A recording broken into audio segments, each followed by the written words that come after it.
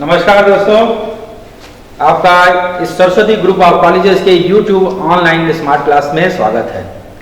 आज से जो हम लोग शुरुआत करेंगे, हम लोग DLED चतुर्थ सेमेस्टर के सामाजिक अध्ययन को पढ़ना शुरू करेंगे। ये हमारा पहला क्लास होगा।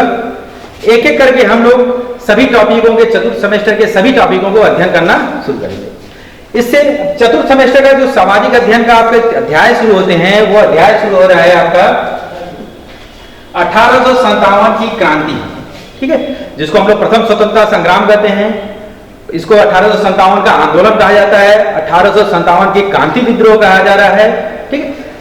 तो इसके बारे में पढ़ना है और अध्ययन की दृष्टि से हमने इस पूरे विस्तृत चैप्टर को कई छोटे छोटे भागों में बांट दिया है। तो आज का जो हमारा टॉपिक रहेगा, वो टॉपिक रहेगा 1857 ईस्वी के संग्राम का स्वरूप और कारण। इससे पहले तृतीय सेमेस्टर तक हमने पढ़ लिया था कि किस प्रकार ईस्ट इंडिया कंपनी भारत में आती है, बंगाल से अपना साम्राज्य विस्तार करना शुरू करती है और 1856 तक उसके जो अलग अलग गवर्नर जनरल होते हैं, अलग अलग अपनी नीतियां अपनाते हैं और अपना साम्राज्य विस्तार करना शुरू करते हैं। अब टाइम जो पीरियड आता है 1856-57 का आ जाता है और यहीं से हम लोग इस इतिहास का अध्ययन करना शुरू करेंगे, क्योंकि 1857 के इस आंदोलन के फलस्वरूप भारत की समस्त राजनीतिक कह लें, सामाजिक कह लें या सांस्कृतिक कह लें या जनता की भागीदारी कह लें, उसमें काफी परिवर्तन होता है। तो अध्ययन से पहले हम लोग देखेंगे कि आज के क्लास से हमने कौन कौन से उद्देश्य प्राप्त करेंगे। आज के क्लास जब समाप्त होगा तो हमको किस किस के बारे में जानकारी होगा, ठीक है। तो आज की कक्षा से हम लोग क्या क्या समझ पाएंगे। आज की जब कक्षा हम लोग पढ़ लेंगे तो आज हम लोग क्लास में 1857 ईस्वी के प्रमुख राजनीतिक व्यक्ति कौन थे, वह कौन से प्रमुख व्यक्ति थे जो 1857 चाहे ईस्ट इंडिया कंपनी की तरफ से हो, चाहे भारत की तरफ से हो और चाहे ब्रिटेन साम्राज्य की तरफ से, तो वो कौन से प्रमुख व्यक्ति थे जो 1857 की प्रमुख भूमिकाएं निभाते हैं, ठीक। क्रांति से पूर्व दूसरा हम लोग करेंगे कि 1857 ईस्वी में भारत की राजनीतिक स्थिति क्या थी, ईस्ट इंडिया कंपनी का साम्राज्य विस्तार कितना था। अगर हम करेंगे 1857 के संग्राम का स्वरूप क्या था, क्या ये सैनिक विद्रोह था, क्या ये एक क्रांति थी या एक मात्र एक आंदोलन था। तो इस पर हम लोग अलग अलग जो विद्वान हैं, जो इतिहासकार हैं, उनके विचारों का हम लोग अध्ययन करेंगे। और आखिरी हम लोग 1857 के तात्कालिक कारण क्या थे, वो कौन कौन से कारण थे, चाहे तात्कालिक हो चाहे राजनीतिक कारण हो, जिसने 1857 ईस्वी की क्रांति को प्रारंभ किया था। क्या ये अचानक 1857 में ही हो गया या उससे पहले 400, 500 या 100, 200 क्या रीजन था, क्या कारण था जिसके कारण पूरी की पूरी ये 1857 की क्रांति क्रियान्वित हुई। तो चलिए दोस्तों आगे बढ़ते हैं हम लोग। सबसे पहले हम लोग 1857 के प्रमुख व्यक्तियों के बारे में जान लें, क्योंकि अधिकांशतः जो वन डे एग्जाम होते हैं या सीटेट हो गया या यूपीटेट हो गया, उसमें ये क्वेश्चन पूछते हैं। जैसे क्वेश्चन पूछेगा कि 1857 की जब क्रांति हुई तो उस समय तत्कालीन आपके ब्रिटेन के प्रधानमंत्री कौन थे, तो आंसर होगा पामस्टर, ठीक है। दूसरा, भारत के गवर्नर जनरल कौन थे। उस समय क्या था कि भारत में जो शासन व्यवस्था जो ईस्ट इंडिया कंपनी सौंपती थी, वो अपने गवर्नर जनरल के माध्यम से सौंपती थी। थर्ड सेमेस्टर में हमने पढ़ लिया था, ठीक है। सबसे पहले क्या होते थे, अलग अलग जो इनके रियासतें थी, ठीक है, अलग अलग प्रेसिडेंसी थी, उसके होते थे। बाद में बंगाल का जो प्रेसिडेंसी का जो अध्यक्ष होता था, हेड होता था, उसको बना दिया गया और वो बाद में गवर्नर जनरल के रूप में परिवर्तित हो गया। तो उस समय गवर्नर जनरल थे लॉर्ड कैनिंग, जो 1856 में आए थे, ठीक है। अब ये क्वेश्चन पूछता है कि 1856 से पहले कौन थे, कभी कभी क्वेश्चन पूछ देता है। आंसर होगा आपका डलहौजी। मतलब ये डलहौजी के 1856 में डलहौजी रिटायर होते हैं और उसकी जगह लॉर्ड कैनिंग भारत के गवर्नर जनरल बन के आ जाते हैं और ठीक एक साल बाद 1857 में यहाँ पर क्रांति हो जाती है। नेक्स्ट, भारत के उस समय मुगल बादशाह कौन थे, क्योंकि उस समय भारत में जो अधिकांशतः जो इससे पूर्व शासन चल रहा था वो मुगलों का चला था। तो तत्कालीन मुगल बादशाह की बात किया जाए तो तत्कालीन मुगल बादशाह थे बहादुर शाह द्वितीय। इनको एक और नाम से जाना जाता है, ठीक है, बहादुर शाह जफर। तो कभी कभी कंपटीशन में एग्जाम पूछ देता है, बहादुर शाह जफर दिया रहेगा, तो अब स्टूडेंट कंफ्यूज हो गए, वो तो बहादुर शाह द्वितीय पड़ गया है। तो बहादुर शाह जफर इनका नाम था, ठीक है। इनको बहादुर शाह द्वितीय के नाम से भी जाना जाता है। इनकी क्रांति के फलस्वरूप इनको गिरफ्तार करके इनको रंगून भेज दिया जाता है और जहां पर उनकी मृत्यु हो जाती है। ये प्रमुख व्यक्ति थे, ठीक। आगे हम लोग पढ़ेंगे, ठीक है। तत्कालिक राजनीतिक स्थिति क्या थी 1857 में? तत्कालिक राजनीतिक स्थिति क्या थी, इसको हमको समझना जरूरी है, क्योंकि अधिकांश इतिहास के स्टूडेंट्स हम लोग बीए एमए कर लेते हैं और हम लोग पढ़ते आ रहे हैं कि भारत पर ईस्ट इंडिया कंपनी का शासन था, पूरे भारत पर था या कुछ सीमित क्षेत्रों में था, इसके बारे में हम लोग अध्ययन करेंगे। अध्ययन की दृष्टि से हमने 2 मैप बना लिखे हैं। ये क्या है, 1857 की जब क्रांति होती है तो ये जो देखिए आपको ये जो गुलाबी कलर दिख रहा है, ठीक है, ये वो क्षेत्र हैं जहां पर ईस्ट इंडिया कंपनी का शासन था। उनका शासन क्षेत्र में ये संपूर्ण जितने भी गुलाबी क्षेत्र हैं उन सभी क्षेत्रों पर ईस्ट इंडिया कंपनी का शासन था। जो अलग 2 कलर दिख रहे हैं, जैसे आपको ये पीला दिख रहा होगा हल्का, और ये दिख रहा है हरा दिख रहा है, तो जो हरा है ये वो स्वतंत्र देशी रियासतें थी, ठीक है, जो हरे का मतलब पीला और ये हरा स्वतंत्र देशी रियासतें थी, ठीक है। जो हरा है वहां पर मुस्लिम शासक थे और जो पीला ये हल्का लिए हुए है तो वहां पर हिंदू शासक थे। तो इस तरह का वहां पर हम देखते हैं कि राजनीतिक जो उनका था परिदृश्य था, ईस्ट इंडिया कंपनी का शासन क्षेत्र ये संपूर्ण भारत में था और इनके शासन में हम देखते हैं ये अधिकांश ये उत्तर भारत का क्षेत्र हो रहा है और यही विद्रोह का सेंटर था। दूसरा मैप में हमने थोड़ा उसको और क्लियर किया है, ठीक है, इसी को हमने डिवाइड कर दिया है, ठीक है। जो ये पीला कलर दिख रहा है, हल्का सा पीला कलर दिख रहा है, ये क्या था, ये ब्रिटिश ईस्ट इंडिया कंपनी की टेरिटरी थी, उनका साम्राज्य विस्तार कहां था, ये था, ठीक है। दूसरा ये जो आपको हरे रंग का देख रहे हैं ये वो क्षेत्र है जिन्होंने 1857 की क्रांति में न विद्रोहियों का साथ दिया था न ही ईस्ट इंडिया कंपनी का साथ दिया था, मतलब वो न्यूट्रल रहे, तटस्थ रहे, ठीक है। ये जो कलर दिख रहा है, ठीक है। दूसरा जो आपको कलर दिख रहा है ये दिख रहा है, ठीक है, हल्का मटमैला लेकर के, ये वो क्षेत्र थे जहां पर ईस्ट इंडिया कंपनी के प्रभाव का क्षेत्र था, जहां पर उनका साम्राज्य विस्तार था, लेकिन 1857 की क्रांति इन क्षेत्रों में इफेक्ट की हुई थी, ठीक है। तो हल्का मटमैला वो क्षेत्र ईस्ट इंडिया कंपनी के नियंत्रण में था, लेकिन 1857 की जो क्रांति हुआ था इस क्षेत्र में हुआ था। इसके अलावा आपको नीले कलर के दिखते होंगे, नीला कलर वो क्षेत्र हैं उन देशी रियासतों का है जिन्होंने किसी न किसी भारत में चाहे सैन्य सहयोग हो गया है चाहे प्रत्यक्ष सहयोग हो गया है, ठीक है, उन्होंने क्या किया था, ठीक है। ये जो नीला और बैंगनी कलर दिख रहा है ये वो क्षेत्र हैं जो उन्होंने ईस्ट इंडिया कंपनी का सहयोग किया था, ठीक है। और इसमें कुछ डार्क काला क्षेत्र दिखते होंगे वो देशी रियासत हैं जिन्होंने इस 1857 की क्रांति में प्रत्यक्ष रूप से ईस्ट इंडिया कंपनी के खिलाफ युद्ध में प्रतिभाग किया। तो इस मैच से हम एक कॉन्सेप्ट हमारा क्लियर हो गया कि 1857 के समय राजनीतिक स्थिति क्या होता है।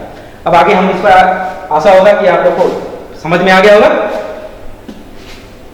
अब 1857 की क्रांति का स्वरूप क्या था, ठीक है, क्या ये केवल आंदोलन था? तो अगर इतिहासकारों को देखा जाए, इनके 1857 की क्रांति के बारे में इनके विचारों को पढ़ा जाए तो हमको इसमें स्पष्ट रूप से 2 भेद मिलेंगे। अब कौन कौन से भेद हैं, ठीक है, तो यहां पर 2 भेद मिलेंगे। एक जो इसको सूक्ष्म रूप में देखते हैं, छोटे फॉर्म में देखते हैं, ठीक है, ये कहते हैं कि ये मात्र एक विद्रोह था, ये मात्र एक आंदोलन था।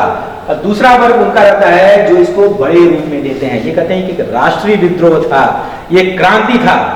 तो जो सूक्ष्म रूप में देखते हैं, ठीक है, जो इसको स्मॉल में रूप में देखते हैं तो उसमें अधिकांश आपके पश्चिमी जितने विचारक आ गए, पश्चिमी विचारक आते हैं, मतलब यूरोपियन कंट्री के आ गए या ब्रिटिश विचारक आ गए, वो लोग आते हैं। इनका ये मानना था कि ये क्या थे, मात्र आंदोलन था, ठीक है। इसमें कौन कौन से आते हैं, जैसे पूर्णतः सिपाही विद्रोह, सीले महोदय, लॉरेंस महोदय, ट्रेवेलियन महोदय, मार्शल महोदय, ऐसे इतिहासकारों का मानना था कि ये मात्र क्या थे, पूर्णतः सैनिक विद्रोह था।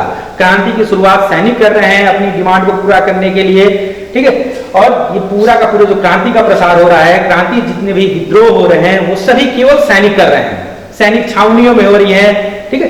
तो ये इसमें जन सहयोग नहीं मिला था, ये पूरा का पूरा क्या था, सैनिक विद्रोह था। इसमें देखिए 3 महत्वपूर्ण है जो अधिकांश कंपटीशन में पूछता है, सीले महोदय का, लॉरेंस महोदय का और ट्रेवेलियन महोदय का। एक ऑप्शनल जो होता है आपका बहुविकल्पी होता है, उसमें अधिकांश ये पूछ देता है, इसको ध्यान रखिएगा, ठीक है। दूसरा क्या कहता है, ये मात्र जन विद्रोह था, जिसमें प्रमुख है रेक्स महोदय। ये कहते हैं कि ये तो एक सैनिक विद्रोह था, लेकिन कई ऐसे क्षेत्र थे, ठीक है, कुछ जैसे अवध हो गया, इन सब क्षेत्रों में, ग्वालियर हो गया, इन सब क्षेत्रों में सैनिकों की मदद वहां की जनता ने किया था। तो ये सैन्य विद्रोह के साथ साथ क्या था, जन विद्रोह था। तो इन्होंने इसको क्या किया, लघु रूप में प्रस्तुत किया है। और विचारक देख लिया जाए, ठीक है। डीडी चौधरी और मेलसेन महोदय का कहना था कि ये सारा का सारा जो था वो सामंतवादी प्रतिक्रिया या विद्रोह था।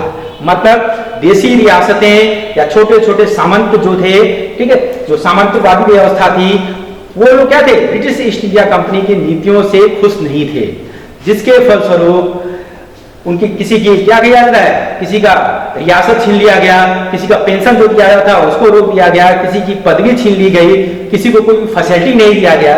इन सब कारणों के कारण ये जो सामंतवादी थे, इन्होंने क्या किया, अपनी विद्रोह किया। इन्होंने झांसी की रानी को सामंत लिया, बाबू कुंवर सिंह को उन्होंने लिया, बेगम हजरत महल जो अवध में थी उनको ले लिया, ठीक है, नाना साहब को ले लिया कि उन्होंने पेशवा की पदवी उनकी छीन ली गई थी, उन्होंने अपने स्वार्थ के लिए विद्रोह किया। तो उन्होंने इसको मात्र एक सामंतवादी विद्रोह या प्रतिक्रिया कहा।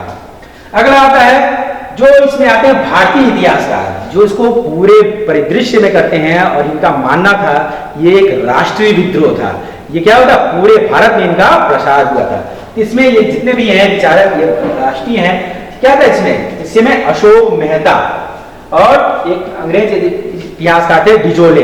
इनका ये मानना था कि जो विद्रोह था ये केवल कुछ ही क्षेत्रों में नहीं था, एक राष्ट्रीय विद्रोह था जिसमें पूरे सैन्य पूरी की पूरी जनता ने सहयोग किया था। कार्ल मार्क्स ने इसे क्रांति की संज्ञा दी है, ठीक है। स्वतंत्रता संग्राम सबसे महत्वपूर्ण, जिसमें डॉक्टर ईश्वरी प्रसाद, सावरकर जी ऐसे विचारक थे जो इसको कहते हैं कि ये स्वतंत्रता संग्राम था। और सावरकर, विनायक दामोदर सावरकर जी तो इसको संज्ञा देते हैं कि भारत का प्रथम स्वतंत्रता संग्राम था। इसके अलावा कुछ ऐसे भी भारतीय हुए हैं जो ये कहते हैं कि ना तो ये विद्रोह था ना क्रांति था, ठीक है, जिसे प्रमुख नाम आता है मजूमदार का।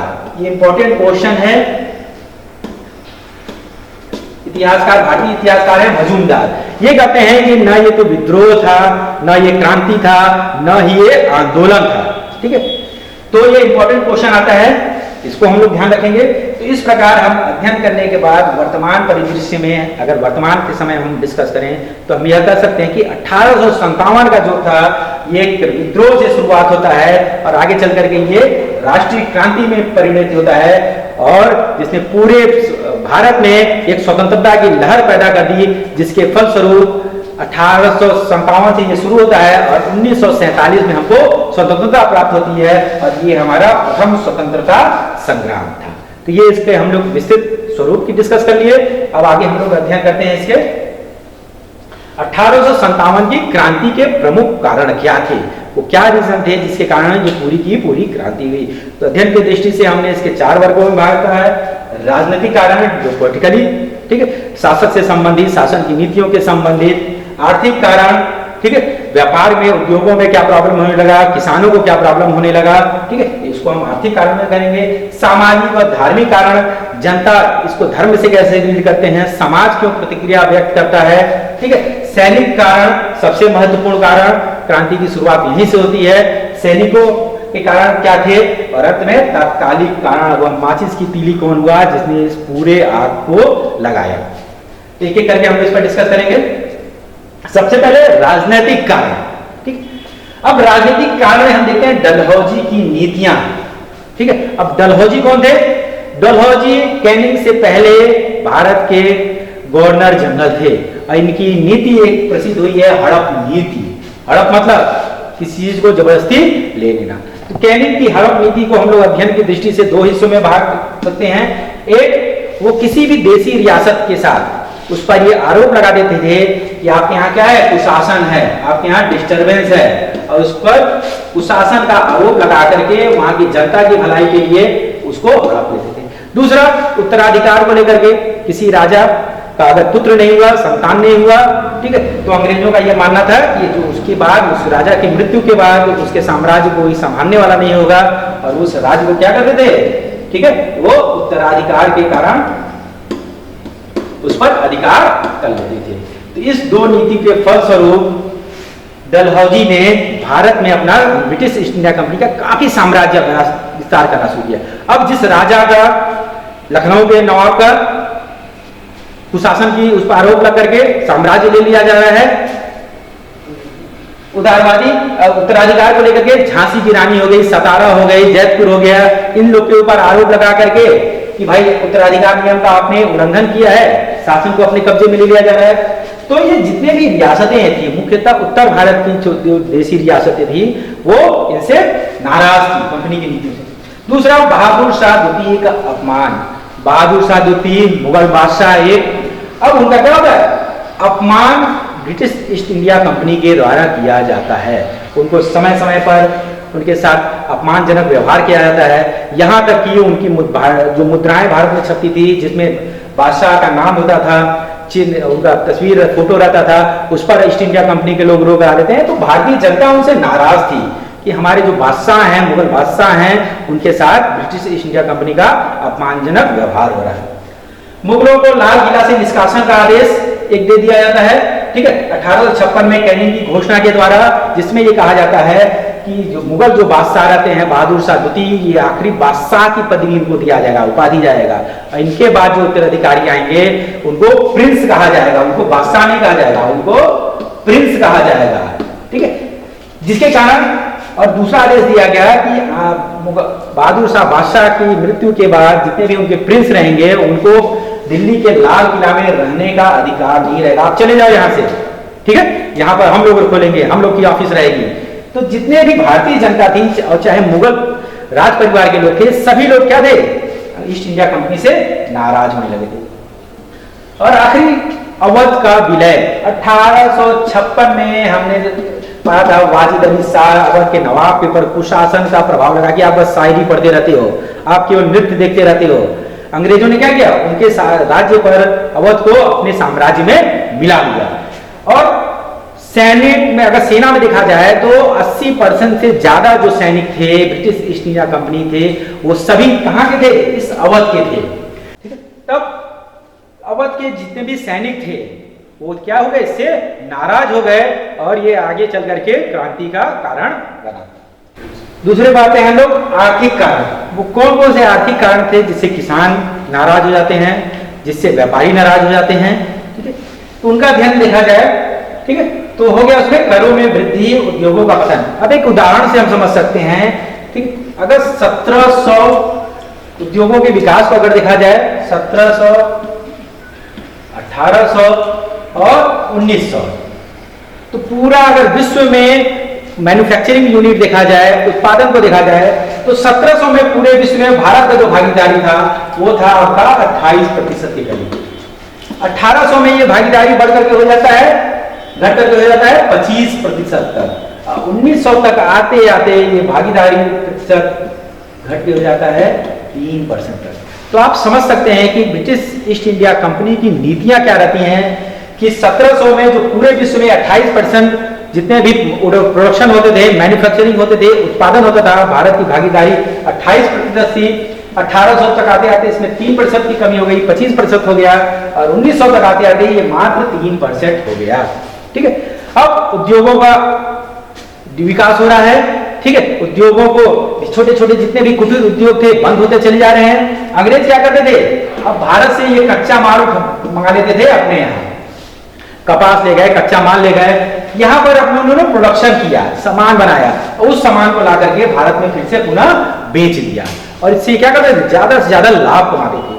अब उनको ये अच्छा लगने लगा कि यहाँ से वो हमको सस्ता माल मिल रहा है, सस्ता जो कच्चा माल मिल रहा है। उन्होंने यहाँ के किसानों को दबाव देना शुरू हो गया कि आप कच्चे माल का प्रोडक्शन करना शुरू कीजिए। अब इनके सामान सस्ते रहते थे क्योंकि बड़े अमाउंट में ये लोग उत्पादन करते थे। भारतीय जो रहते थे इनके सामान थोड़ा महंगे होने लगे, तो धीरे धीरे ये छोटे उद्योग थे इनका पतन होना शुरू हो गया। तो जो इन उद्योगों से संबंधित थे, जो किसान थे, ठीक है, वो भी क्या होने लगे, वो भी ब्रिटिश ईस्ट इंडिया कंपनी की नीतियों से नाराज होने लगे। उसी समय भारत में अकाल आ जाता है, अकाल से पैदावार होता नहीं है, लेकिन ईस्ट इंडिया कंपनी के लोग यहाँ पर कच्चे माल इनको पैदावार करने के लिए दबाव डालते हैं, कर वसूलते हैं, ठीक है, जिससे किसान भी क्या होने लगे, इससे नाराज होने लगे। और 1813 ईस्वी का एक तरफा व्यापार मुक्त नीति आता है। उसी में हुआ ये, ठीक है, इसको हम मिटा देते हैं, ठीक, कि ईस्ट इंडिया कंपनी को भारत में व्यापार करने की अनुमति थी, और ये ब्रिटेन की सरकार के द्वारा दिया गया था कि ब्रिटेन से और कोई व्यापारी जाकर के भारत में व्यापार नहीं कर सकता। व्यापार करेगा तो कौन करेगा? ईस्ट इंडिया कंपनी ही करेगी। व्यापार करने का जो अधिकार दिया गया था वो केवल ईस्ट इंडिया कंपनी को दिया गया था। अब बाकी जो व्यापारी थी, जब उनको ये देखने लगे कि ईस्ट इंडिया कंपनी को काफी फायदा हो रहा है, तो उन्होंने इसका विरोध करना शुरू कर दिया और अंततः सरकार को झुकना पड़ा और 1813 ईस्वी में उन्होंने अन्य जो व्यापारिक कंपनियां थी उनको भी भारत में व्यापार करने की अनुमति दे दी।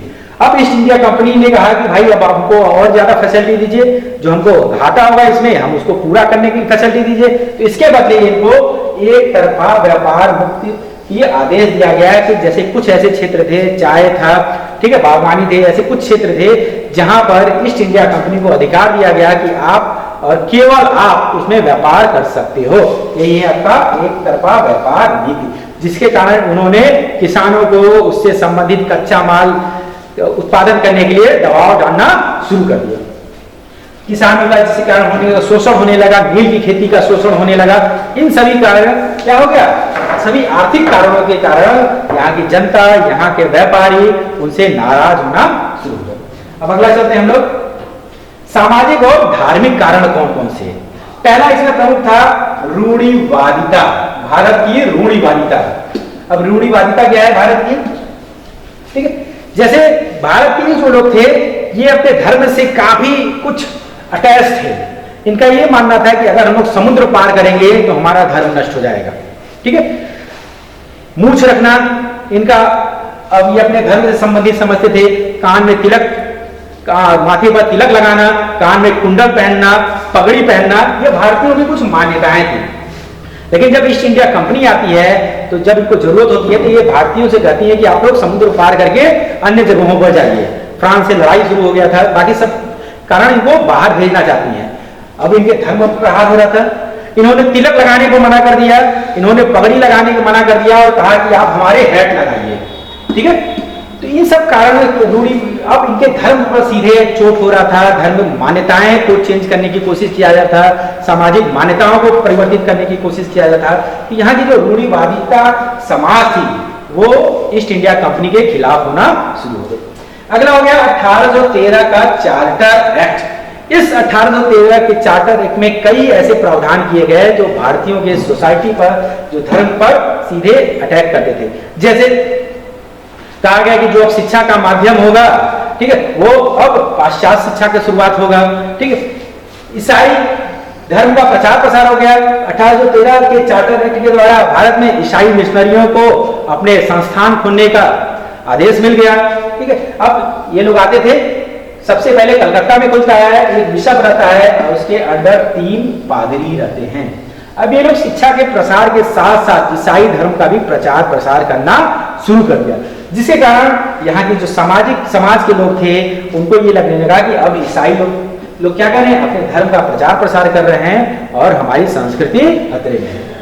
पाश्चात्य शिक्षा का प्रभाव, पाश्चात्य शिक्षा के लोग शुरुआत कर देते हैं। यहाँ पर पहले से जो मकतब थे, यहाँ से पहले जो गुरुकुल थे, ठीक है, उनकी अवहेलना होने लगती है, जिसके कारण जो यहाँ का शिक्षित वर्ग था वो भी क्या होता है, ईस्ट इंडिया कंपनी से नाराज होने लगता है। और अंत में भारतीयों के प्रति भेदभाव की नीति, अंग्रेज जो थे भारतीयों के प्रति भेदभाव की नीति अपनाते थे।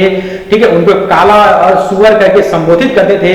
उनके क्लबों में, उनके रेस्टोरेंट में भारतीयों का प्रवेश वर्जित था, जिसके कारण भारतीयों को अपने से भेदभाव प्रतीत होता था और वो सभी आपस में मिल करके एक सामाजिक और धार्मिक कारण बने जो जन भागीदारी को 1857 की क्रांति से जोड़ते हैं। अगला सैनिक कारण, सैनिकों में असंतोष था। जैसे हम लोग कह चुके हैं कि कई ऐसे कारण थे। तिलक लगाने को इनको मना कर दिया गया था, मोछ रखने के लिए मना कर दिया गया था, कान में कुंडल पहनने से मना कर दिया गया था, ठीक है, पगड़ी पहनने से मना कर दिया था। तो इससे भारतीय सैनिकों में क्या था, असंतोष था।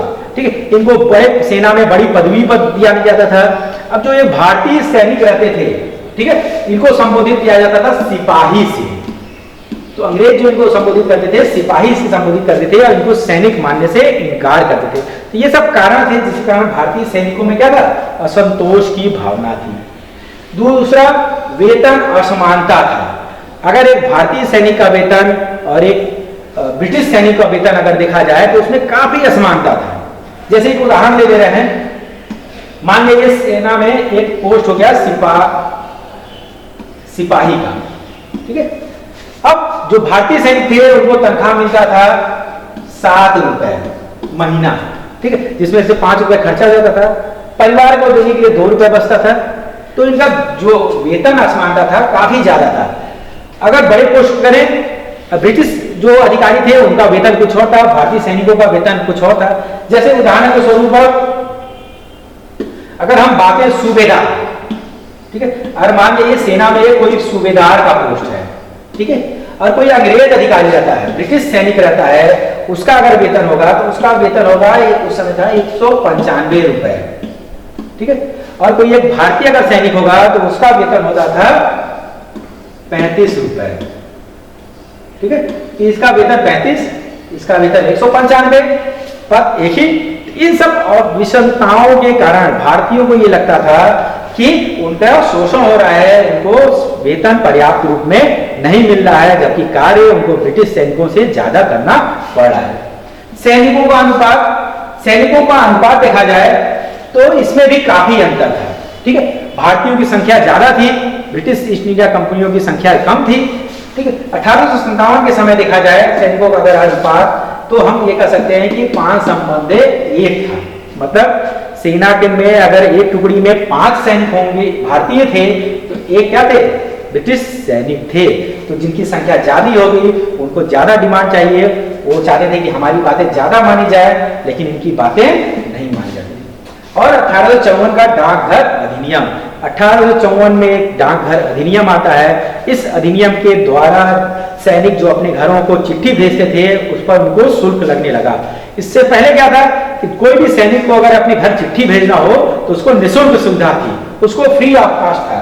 लेकिन 1854 के डाकघर अधिनियम के द्वारा अब उसको इसके लिए पैसा देना पड़ता है। तो इससे सैनिक जो थे वो नाराज होने लगे कंपनी की नीतियों के फलस्वरूप। और आगे चल करके यही होता है तात्कालिक कारण, ठीक है। इस तात्कालिक, अब सैनिक नाराज हैं, उनको लग रहा है कि धर्म पर उनके आघात हो रहा है, वेतन की असमानताएं हैं, सेना में प्रमोशन नहीं हो पा रहा है, ठीक है। अब घर पर चिट्ठी भेजना है तो उसमें पैसा भेजना पड़ रहा है, वेतन काफी कम है। ये सब कई कारण थे। और ये माचिस का काम करता है, एक निर्णय, बंदूक चेंज करना, ठीक है। अब दिसंबर 1856 ईस्वी में सेना ने ये निर्णय लिया, अब वो जो पुरानी ब्राउस बेस लोहे की जो बंदूक होती थी उसको परिवर्तित करके एक नई बंदूक लाएगी जिसका नाम था एनफील्ड राइफल। दिसंबर 1856 में निर्णय लिया था। अब इस देखिए यहाँ बंदूक का ये फोटो भी बना हुआ है, इसमें जंग नहीं लगती थी, लेकिन इसमें ये जो कारतूस होते थे, यहाँ पर आप लोग कारतूस देख सकते हैं हम लोग, ठीक है। ये कारतूस जो होते थे इसको प्रयोग करने के लिए, क्योंकि इसमें बारूद रहता था और बारूद मॉइस्चर नमी के कारण खराब हो सकता था, तो इस नमी को बचाने के लिए इसको एक कवर में लपेटा जाता था, एक चर्बी में लपेटा जाता था। और इस कारतूस को प्रयोग करने से पहले सैनिक को इस चर्बी को मुंह से देखिए यहाँ पर काटना पड़ता था। काटने के बाद उसमें से बारूद निकाल करके बंदूक के ऊपर से डालना पड़ता था और अंत में उसको फायर करना पड़ता था। अब ये अफवाह एक फैल गया जनवरी, ठीक 1 महीना बाद 1857 में एक अफवाह फैल जाता है, ये जो कारतूस हम लोग काटते हैं, जो इसमें चर्बी है, इसमें गाय और सुअर की चर्बी मिली हुई है। इसमें क्या मिला रहता है? गाय और सुअर की चर्बी मिली रहती है। अब ये बात तेजी से फैलता है, अब तो ये सीधे धर्म पर आ जाता है। जो मुस्लिम थे, सुअर हिंदू थे, गाय, जब ये धर्म पर बात आ जाती है तो भारतीय सैनिकों ने इस कारतूस को प्रयोग करने से मना करना शुरू कर दिया। अब अंग्रेज अधिकारियों ने इन पर दबाव डालना शुरू किया, नहीं आपको इसका कारतूस को इस प्रयोग ही करना है। और अंत में सब्र का बांध टूटता है और बंगाल में जाकर के वहां के जो सैनिक रहते हैं इसके खिलाफ विद्रोह करना शुरू कर देते हैं। और यही तत्कालीन कारण होता है कि 1857 की क्रांति का प्रारंभ होता है। बंगाल की सैनिक छावनियों से ये विद्रोह आगे बढ़ता है, मेरठ पहुंचता है, दिल्ली पहुंचता है, अवध पहुंचता है और पूरे भारत को अपने क्षेत्र में ले लेता है। ये था तात्कालिक कारण जिसने एक माचिस का कार्य किया। ठीक है, तो अगले क्लास में हम लोग अब इसके विस्तार के बारे में पढ़ेंगे। ये कुछ महत्वपूर्ण क्वेश्चन है, जैसे 1857 ईस्ट इंडिया जब शासन था तो ब्रिटेन के प्रधानमंत्री कौन थे, आप लोग कमेंट बॉक्स में लिखिएगा। आखिरी मुगल बादशाह कौन होते हैं भारत में, ठीक है। डाकघर अधिनियम 1854 क्या था, और डलहौजी की हड़प नीति क्या थी। चलिए इसके साथ हम लोग कक्षा समाप्त करते हैं। धन्यवाद।